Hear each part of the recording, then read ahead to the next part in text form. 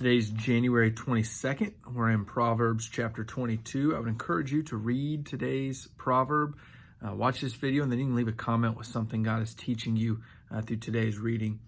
The theme that I'm picking up in chapter 22 seems to be a contrast between poverty and wealth, and what people who have wealth do to help those who are in poverty. So I want to read a few of these verses and then maybe talk about them all together.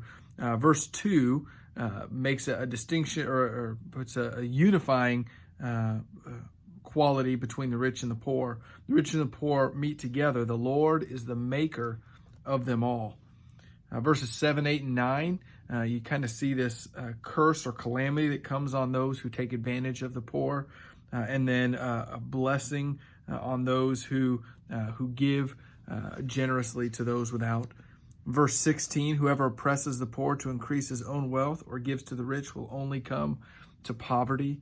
Verses 22 and 23, do not rob the poor because he is poor, or crush the afflicted at the gate, for the Lord will plead their cause and rob of life those who rob them. Seems to be several times throughout this passage, this understanding that there are those who have and those who don't have. That's part of life. However, it's important, and the Lord is watching what you do with your wealth. If you're using your wealth to take advantage of other people and to just build up your own financial standing, God sees that, and He is actually says He's going to judge that. On the contrast, if you're generous, if you care about those who are without and are helping those in need, using your wealth as God intended to help others, God sees that as well. And so we're encouraged, whether we feel like we're rich or poor, to think about those who have less than us, those who are less fortunate, and to be generous to them. Something else kind of fun that maybe you missed as you read the chapter, but I don't want you to miss because it's just kind of a neat little something in the midst of Proverbs. There in verse 22, let's see. No, I'm sorry, back up a little bit. Verse 20.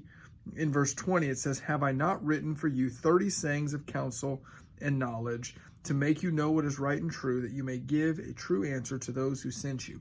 Sometimes we see these numbers thrown out in Scripture and we think, now, I don't know what it's really there for. Now, here's this number 30. It could just mean He's given us a bunch of wise sayings, or he already has, or He's going to.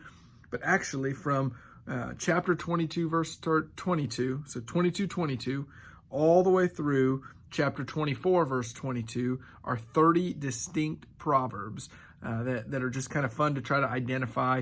A good study Bible will kind of outline those for you.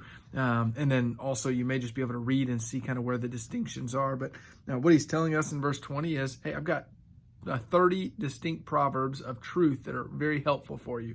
So as you read the next few verses in 22, as you read chapter 23 tomorrow, as you read chapter 24 the day after, look for some of these sayings that the writer of Proverbs is telling us are helpful and useful. It's kind of a fun little way to study Scripture over the next couple of days.